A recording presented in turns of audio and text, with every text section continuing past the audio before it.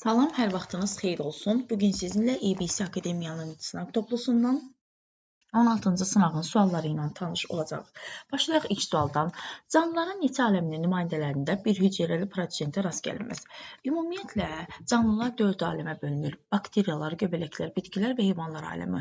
Bunlardan göbələklər aləminin prosent nümayəndələri yoxdur. Yəni, onlar üzüm maddə istehsal eləmirlər. Onlar üzüm maddəni hazır şəkildə digər canlılardan alırlar.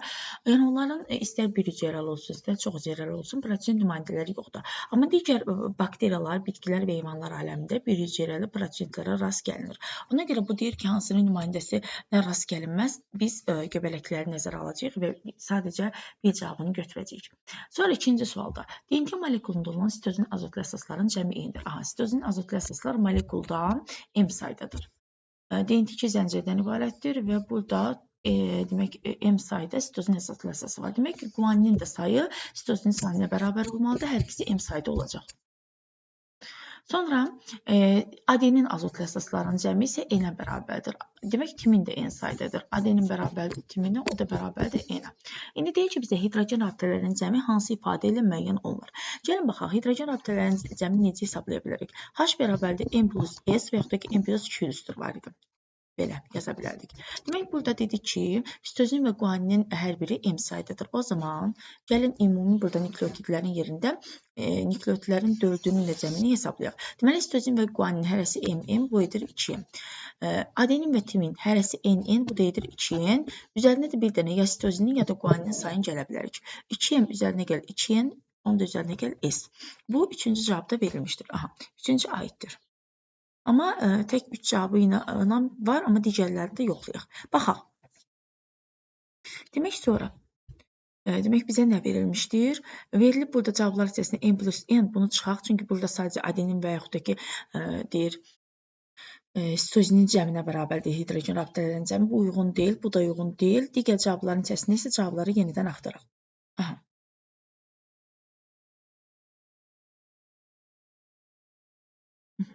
Buradan gəlin baxaq.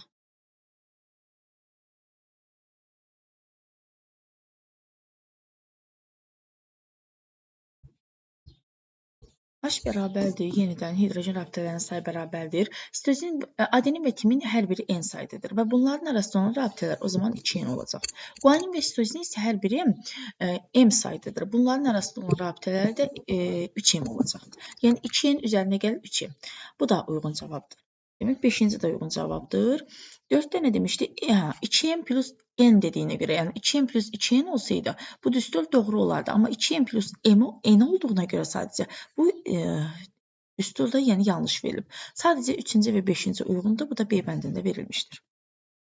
Baxaq 3-cü suala. Hansı bitkinin çiçəkləri tozlandıqdan sonra açılır? Tozlandıqdan sonra açılır. Deməli, çiçək açılmamışdan tozlanma gedir. Çiçək açılmamışdan tozlanma gedirsə, deməli, çiçəyin içərisində həm erkəkcik var, həm dişicik var ki, öz-özünü tozlandıra bilir. Yəni, bu öz-özünü tozlanmadır. Buradan baxaq, toz ağacı və çoxlar çarpaz tozlanan bitkilərdir. Bunlara çıxırıq.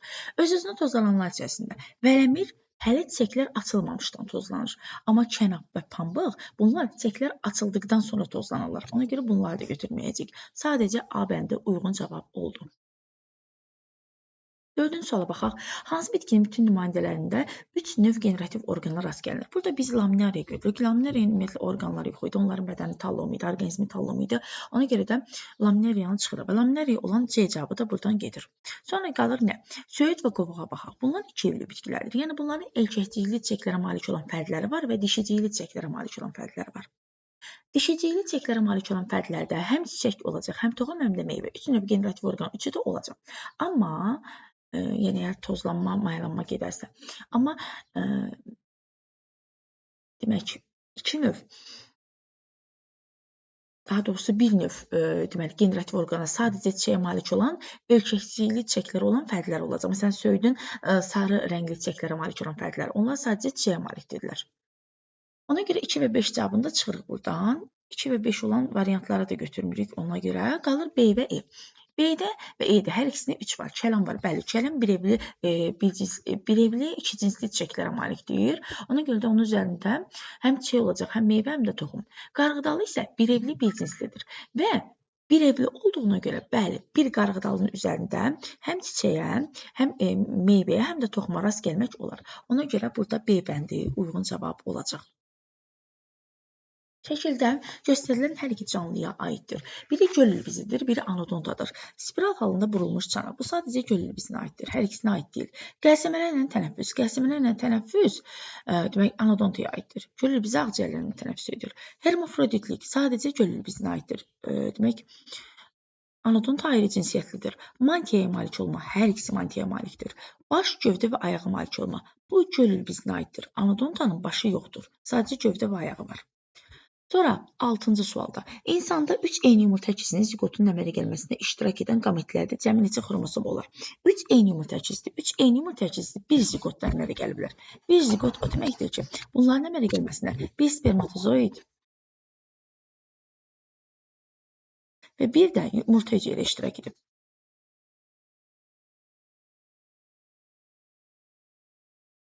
Bir spermatozoid və bir yumurta hüceyrə ilə iştirak edib.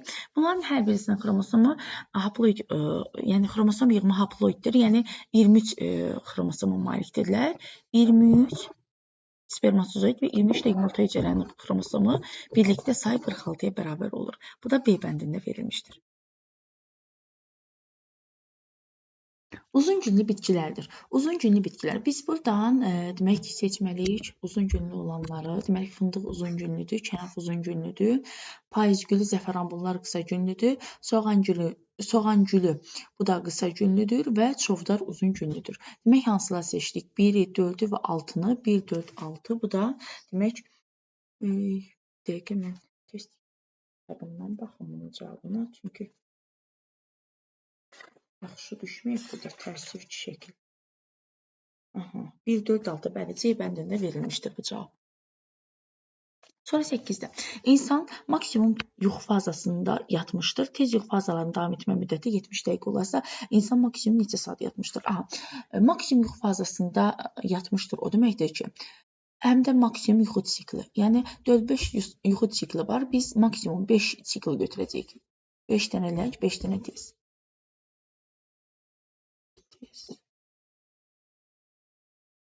Ləng tez.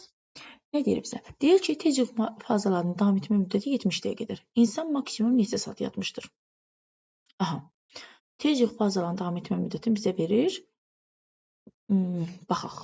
Demək, gəlin 15 dəqiqədən götürsəm, demək, baxaq. Neçə dənə tez yuxu var?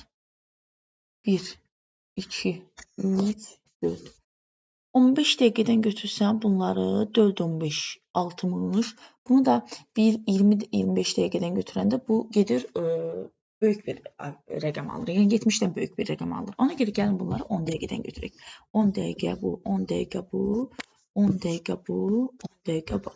Bu eləyir 40 dəqiqə. Axırıncısını da götürürəm 30 dəqiqə. Axırıncısını götürürəm 30 dəqiqə. Bu da oldu 70 dəqiqə. Bəli, bu düzəldi. Amma bizə deyir ki, insan maksimum neçə saat yatmışdır? Əgər mən bunları minimumla götürdümsə, deməli, ləng yuxuları maksimumla götürməliyəm ki, yəni maksimum neçə saat yatıb deyil. Yəni çox uzun müddət yatmış olsun. Ona görə də mən bunları 1.5 saatdan götürürəm. O zaman nə alıram? 5 dənə 1.5 saat. 5 dənə 1.5 saat. Bu eləyər nə qədər? 7 saat yarım. 7 saat yarım o. Demək, 70 dəqiqədə bu. Belə yazaq da. 7 saat 30 dəqiqə. Bu da 70 dəqiqə. Bu eləyir nə qədər? Bu eləyir, demək, 8 saat 40 dəqiqə. 8 saat 40 dəqiqədə bu da D bəndində verilmişdir. 8 saat 40 dəqiqə. Sonra 9-cu suala baxaq. Çöl göyərçininin ümumi barmaqlarının sayı n olarsa, caynaqların sayının cəmi hansı ifadə ilə müəyyən olunur? Çöl göyərçinində ümumi barmaqlar. Hər ön deməli ətrafda, yəni qanadlarında 3-6 barmaq var.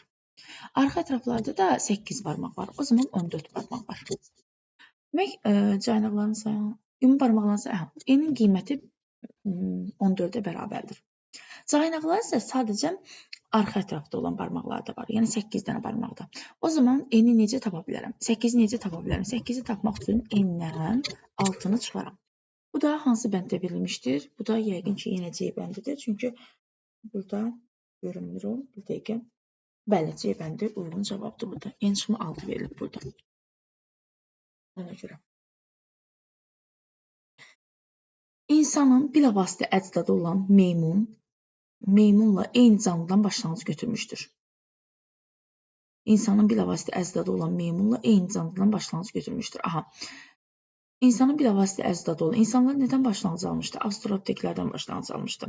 Avstralopitek, demək, şimpanze və gorilla. Bunlar hər üçü dioptekdən başlanğıc almışlar. Ona görə, demək, eyni əcdaddan başlanğıc aldığı deyilirsə, burada söhbət şimpanzedən gedir. Çünki şimpanze, gorilla və avstralopitekinin hər üçünün əcdadı, demək, dioptekdir ona görə. Sonra keçək növbəti. 10-cu sualda görək nə deyir.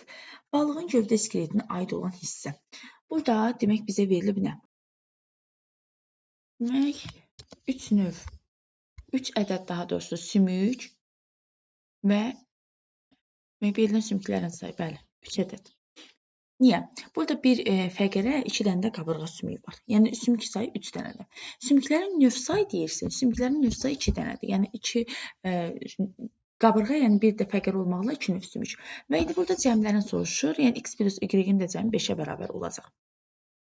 16-cı sualda hansı bitkinin vətəni Asiya qitəsi ola bilər? Demək, burada qitələrə baxsa, qarğıdalı, yer fındığı, ananas və kartof. Bunların vətəni Amerika qitəsidir.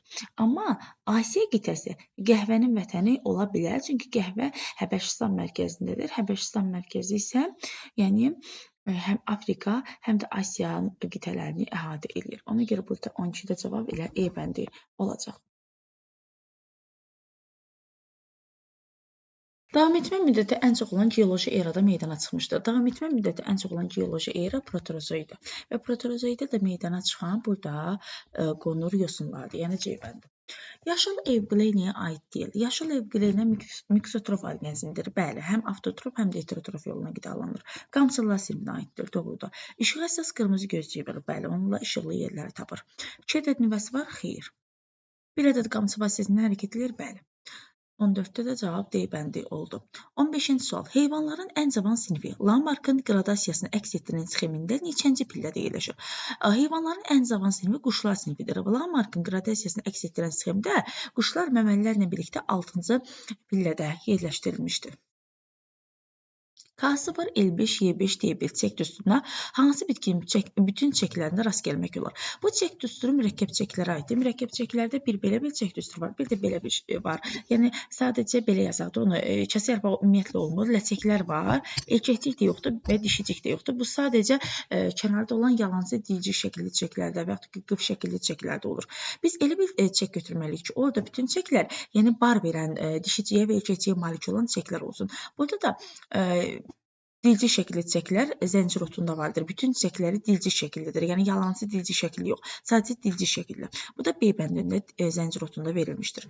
17-ci sualda insanın ifrazat sistemi ilə bağlı düzgün fikri seçin. İlk sidik qıvrım kanalcıqlarda əmələ gəlir. İlk sidik xeyr, qıvrım kanalcıqlarda əmələ gəlir. Bu yanlışdır. Demək yanlışdır. B-də deyir ki, son sidik hissəsində əmələ gəlir. Xeyr, sidik hissəsinə toplanır. Sidik hissəsi qarın boşluğunda yerləşir. Xeyr, çanaq boşluğunda yerləşir. Böyrək venasında sidik cövhərinin miqdarı arteriya damara nisbətən daha çoxdur. Xeyr, əksinə azdır. Çünki böyrəklərdə təmizlənir. Böyrək ləyənində son sidik olur. Bəli, böyrək ləyənində son sidik olur. Bu doğru cavabdır. 18-ci sualda. İnsanda şərtsiz reflekslər iradidir. Xeyr, iradi deyil. Daxili maye mühitinin sabitliyini təmin edir. Bəli. Doğrudur. İrsi deyil, irsidir. Fərdi deyil. Fərdidir daha doğrusu, fərdi deyil. Hamıya aiddir. Həyat təcrübəsi nəticəsində qazanılır. Xeyr, anadan gəlmədi. Burada da cavab B bəndi oldu. Geohermitlərin törətdiyi xəstəliklərdir. Baxaq, teniarinkoz xəstəliyi. Teniarinkoz xəstəliyi öküz soliteri tərəfindən törədilir. Öküz soliteri geohermit deyil. Çıxdı bu. Fasilyoz xəstəliyi qaradiasorçu tərəfindən törədilir. O da geohermit deyil. Çıxdı. Exnikokkoz tərəfindən törədilir. Geohermit deyil. Enterobioz uşaq biz quyruğu tərəfindən törədilir. Uşaq biz quyruğu geohermit deyil. Təmas hermitlərindəndir. Ona görə bu da çıxdı. Askaridoz askarit tərəfindən törədilir. Ankilostomoz isə ankilostoma tərəfindən törədilir. Həm skalit, həm də angiostoma geohirmitlərə aiddir. Yəni 4 və 6 cavablar uyğun olacaq. Bu da B bəndində verilmişdir. 20-ci suala baxaq. Metamorfozla bağlı uyğunluğu müəyyən edin. Kök gövdə və yarpağın metamorfozu verilmişdir. Noxudda yarpaq metamorfozdur və noxudda bilirik ki, bığcıqdır. Bığcıq deməli A-da da var, X-in yerində, bir də D-də var. İndi bu A ya da D variantları olacaq, digərləri uyğun deyil. Sonra yemişanlı gövdə mənşəli tikanlar var. Demək suqqulent cavabı var idi. Burada ikinci yerdə, ona görə götürmürük və A cavabı deməli doğru olacaq. Çoğunduru da yoxlayaq. Çoğundurda kök şəkildəşməsidir. Bəli, meyvə kökdür onda da. Yəni A bəndi uyğun olacaq. 21-ci suala baxaq. Cədvəl əsasında ayrı-ayrı onurğalı heyvanların növlərinin xüsusiyyətləri verilmişdir. Demək, burada deyir ki, bununla bağlı hansı fikri söyləmək olmaz. Onurğalı heyvanlardır. Demək, skeleti X-də daxili skeletdir və ürək kameralarının sayı 2-dir. İnkişaflarda dolayı yolundan gedir. Demək, bu balıq ola bilər. Olsun balıq. Görək balıq haqqında nə deyir bizə? Deyir ki, X canlısının döşkəbəsi ola bilməz. Bəli, balıqlarda döşkəbəsi olmur. Bu doğrudur. Demək, amma bizə səhv lazımdır. Ona görə bunu götürmürük. Y-ə baxaq. Y-də deyir ki, daxili skeleti malikdir, ürək kameralarının sayı 3-dür, inkişafı dolayı yoluna gedir. Daxili skelet ürək kameralarının sayı 3. Bu, sürünənlərə də aiddir, suda güldə yaşayanlara da aiddir. Amma dolayı inkişaf dediyinə görə biz suda güldə yaşayanları götürəcəyik. Yəni, Y suda güldə yaşayanlara aiddir. Deyək, Y canlısının 3-cü göz qapağı ola bilər. Bəli, ola bilər. Doğrudur bu. Y haqqında burada deyir ki, Y canlısının qulağı ola bilər. Bəli, ola bilər. Bu da doğrudur. Sonra Z-də baxaq. Z haqqında deyir ki, daxili skeletə malikdir, ürək kameralarının sayı 4-dür və inkişafı düzünə yoluna gedir. Ya quşdur, ya məməli heyvandır o zaman, ya da sürünənlərdən timsah ola bilər. Deyir ki, C-də. Z canlısında 2 qan dövranı ola bilər. Bəli, ola bilər. Doğrudur bu. Böyük və kiçik qan dövranı. D-də deyir ki, Z canlısı soyuqqanlı ola bilməz. Ola bilər. Bu yanlışdır. Niyə? Çünki timsah da dedik, bura aid ola bilər. Timsah da soyuqqanlıdır. Ona görə burada elə D bəndi uyğun cavab olacaq. Baxaq növbəti. Hansı fikir yanlışdır? Döş qəfəsinə malik bütün canlılar onurğalıdır. Bəli. Döş qəfəsinə malik bütün canlılar xordalıdır. Bəli. Döş qəfəsinə malik bütün canlılarda döş sümüyü var. Bəli. Döş sümüyü olan bütün canlılarda döş qəfəsi var. Xeyr, bu yanlışdır. Məsələn, qurbağalarda döş sümüyü var, amma döş qəfəsi yoxdur. E-də deyir ki, döş qəfəsinə malik bütün canlılarda döş fəqərəsi var. Bu da doğrudur. Yəni 22-ci sualda cavab D bəndi oldu. 23-ə baxaq. Aşağıdakılardan hansılar xanı balığı, göl qurbağasının qan dövranı üçün ümumi xüsusiyyət deyil? Biz ümumi olmayanı götürməliyik. Qanın ürəkdən arteriya damarı ilə çıxması. Qanın ürəkdən arteriya damarı ilə çıxması bu hər ikisinə xasdır. Ona görə bunu götürmürük. 2-yə baxaq. Qanın tənəffüs orqanından vena damarı ilə bilavasitə ürəyə qayıtması. Bu balıqlara aiddir. Balıqlarda qan tənəffüs orqanından daxili orqanlara gedir və orada istifadə olunur. 2 ümumi deyil və 2-ni götürürük. 3-də deyir ki, venoz qanın vena damarı ilə ürəyə qayıtması. Bu ümumi bir xüsusiyyətdir və götürmürük. Sonra deyir ki, 4-də qanın tənəffüs orqanından arteriya damarına keçməsi. Qanın tənəffüs orqanından arteriya damarına keçməsi bu demək ümumi deyil. Demək, qurbağalarda qan tənəffüs orqanından vena damarına keçir. Ona görə bu sadəcə yəni burada 2 və 4 uyğun olmayan oldu və bu da E bəndində verilmişdir. Sonra baxaq növbəti. Doğru kəsişmələri göstərin. Doğru kəsişmələr. Bilirik ki, deməli 35 və 65 desibel arasında olan səslər bunlar normal səslərdir və bizdən də normal səslər hansılarda onlara soruşur. Demək 35 1-də və 3-də də 65 verilmişdir. Demək 1-3 normal səslərdir, amma digərləri demək müntəzəm eşidildikdə, yəni qulağa zərər vura bilən səslərdir. 24-də D bəndi, demək müntəzəm normal səslər lazımdır. Bəli, D bəndi uyğun cavabdır. Heç bir hamiləlik keçirməyən yetkin sağlam qadında cədvələ əsasında X olar. Demək, 28 günlük sikldır və 5 il müddətində. 28 günlük sikldır. Təqribən bunu 1 ilə böləndə, elə ortalama 28 gündən veribdir. Özü də 28-ə bölürük və təqribən 13 sikl düşür. Yəni 1 ildə 13 dənə aybaşı dövrü ola bilər. Demək, 13 sikl 5 ildir, bu da 65 sikl edir. Ovülyasiyaların da sayı hər sikldə bir ovülyasiya olduğuna görə elə ovülyasiyaların da sayı 65-ə bərabər olacaq. Yəni 13-ə vurulub 5-ə, burada anılır ki, 5 il ərzində 65 ovülyasiya və 65 ovülyasiya da verilmişdir bizə D bəndində. Sonra Baxaq buradan sonra bizə nə verilib. Verilənlərə əsasən x, y, z üstəgəl f üstəgəl k. Yəni bu 5-nin cəmini hesablamaq lazımdır. Toxumun quru çəkisi. Demək, noxud toxumları düzələrkən öz çəkisi qədər su udulur.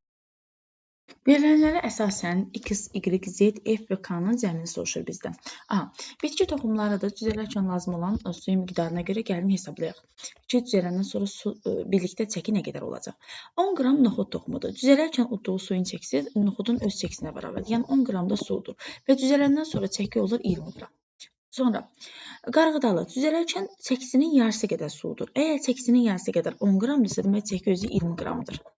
Sonra darı düzələrkən udduğu suyun belə deyim də su K-dır və K-nın da 1/4 F-dir. Bunların ikisinin birlikdə cəmi 15 qramdır. Elə bunların ikisinin burada cəmi 15 qram. Bu gətirib bunu yerinə qoyaram da. Yəni asanlıqla bunu tapa bilərəm. Sonra hər birini yerinə qoysaq, o zaman x-in qiyməti 10-a bərabərdir, y-in qiyməti 20-yə bərabərdir, z-in qiyməti 20-yə bərabərdir, f plus k da birlikdə 15 qramdır. Bu da edəcək nə qədər? Demək, 65 qram, 65 qram da deməli 26-da A bəndində verilmişdir. Sonra, baxaq növbəti suala, 27-ci suala. Hansı bitkinin meyvəsinin əmələ gəlməsində bilavasitə çiçəyin gövdə mənşəli üzvü də iştirak edir? Çiçəyin gövdə mənşəli üzvü saplaq və çiçək yatağıdır. Demək, burada söhbət armuddan gedir. Armud bilir ki, yalancı meyvə əmələ gətirir və yalancı meyvəli bitkilərdə meyvənin əmələ gəlməsində çiçək yatağı, yəni saplağın genişlənmiş hissəsi olan çiçək yatağı da iştirak edir. Ona görə də elə armudu götürürük A bəndin. Sonra 28-ə keçək. 28-də şəkillə bağlı verilmiş fikirlərdən hansı yanlışdır? Nə deyir bizə? Yanlış olan soruşur. Demək, burada birinci sporofit nəsildə sporları yarpağının alt səthində yerləşir. Bəli, bu fikir doğrudur. Birinci sporofit bitkidir, yetkin bitki, doğrudur. B-də deyir ki, 3 torpağı rizoid ilə bərkir. 3 nədir? 3 torpağı rizoid ilə bərkir. Bu fikir, bəli, doğru fikirdir. Rizoid ilə bərkir, protaldır. C haqqında deyir ki, bir diploid xromosom dəstinə malikdir. Bəli, bir diploid xromosom dəstinə malikdir, çünki zigotdan inkişaf edir. D-də deyir ki, 2-3 haploid xromosom dəstinə malikdir. Bəli, 2 də 3-dür. Çünki onlar spordan əmələ gəlirlər. Sporsa meyoz yolla əmələ gəldiyinə görə N xromosom yığımlı idi. Demək, 2 də 3 də hər ikisi spor mənşəli olduğuna görə, yəni spordan əmələ gəldiyinə görə onların da hər birinin xromosom yığımı N-ə bərabər olacaq. Bu da doğrudur. E-yə baxaq. E-də deyir ki, 4 torpağa köklərlə bəlkir. Xeyr, kök yetkin bitkidə olur. Amma burada rizoidlərdir. Ona görə E yanlış fikirdir. 29-a baxaq. Adi şamın 10 pulcuqdan ibarət qonur qozasına maksimum sayda toxum əmələ gəlməsi üçün mayalanmada neçə hüceyrə iştirak etmişdir? 10 pulcuqdur, hərəsinin də üzərində 2 yumurtacıq, bu eləyir 20 yumurtacıq. 20 yumurtacıqdan demək, hamısında mayalanma getdiyi halda maksimum sayda toxum əmələ gələcək.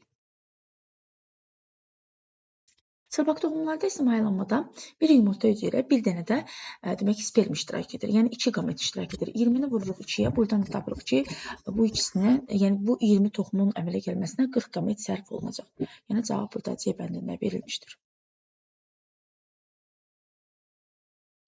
Demək, x və y-in cəmini hesablayın. Başlanğıc bakteriya sayı verib x. Burada da bölünmə sərf olunan zamanı 60 dəqiqə verib. 60 t-nin qiyməti 60-a bərabərdirsə, buradan kiçik n-i tapa bilərik. Kiçik n-in qiyməti 60 bölünsün 20 bərabərdir 3-dür. Nəyə görə 20-yə böldük? Çünki maksimum əmələ gələn bakteriyanın sayını soruşur. O zaman birinci halda da verib ki, əgər başlanğıc bakteriya sayı n0 x-ə bərabərdirsə, sonda əmələ gələn bakteriya sayı nt 40-dırsa, biz buradan x-i tapa bilərik. Necə tapa bilərik? nt bərabərdir n0 vurulsun 2 üstü n düsturunun. Burada qiymətləri yerinə qoysaq, nt-nin qiyməti x-dır. X-i yazırıq və vururuq 2 üstü n-ə. N-in də qiyməti 3-dür. O zaman 2 üstü 3, bu da edəcək 8. 8, yəni 8x. 8x. Gəlin bir daha baxaq. Demək, 8x nt-nin qiyməti oldu. nt bərabərdir 8x-dir. Burada da nt-ni verib 40. Yəni 40-a bərabərləyirik. Buradan tapırıq ki, x 5-ə bərabərdir. X-in qiyməti 5-dir. X-in qiyməti 5-dir. Yazaq burada yerinə x-in qiyməti 5. Sonra burada 8x bölünməyə sərf olunan zaman 8x. X 5-dirsə, o zaman bölünməyə sərf olunan zaman 40 olacaq. İkinci halda n0 bərabərdir 8. T bərabərdir 40. O zaman kiçik n-in qiyməti 2-yə bərabər olacaq. Y-i soruşur. Y nədir? Əmələ gələn fərqlərin maksimum sayı, yəni NT-si. NT bərabərdir. N0-ı biz bilirik artıq 8-dir. 2 üstü n-ə vurulmalıdır. N-in də qiyməti 2 olduğuna görə elə 2 üstü 2 şəklində yazıram bunu. Bu da edir 32. 32 yəni bu y-in qiymətidir.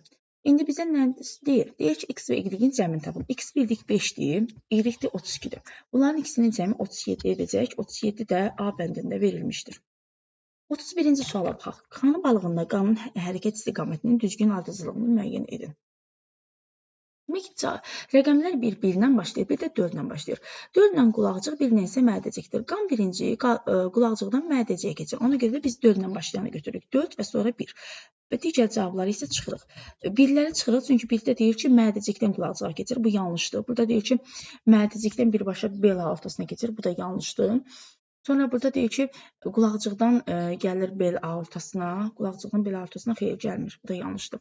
4-1. Sonra baxaq. İkinci daha doğrusu üçüncü gəldi 6. Yəni 4 nə idi? Qulaqcıq. Qulaqcıqdan məədəciyə keçdi. Məədəcikdən bəli qarın aortasına keçdi. Deməli bu ikinci də yanlışdır. Qarın aortasına keçəcək qəlsəmə damarlarına. Qəlsəmələrdə təmizlənəndən sonra bel aortasına yığılacaq. Bel aortasına keçəcək daxili orqanlara.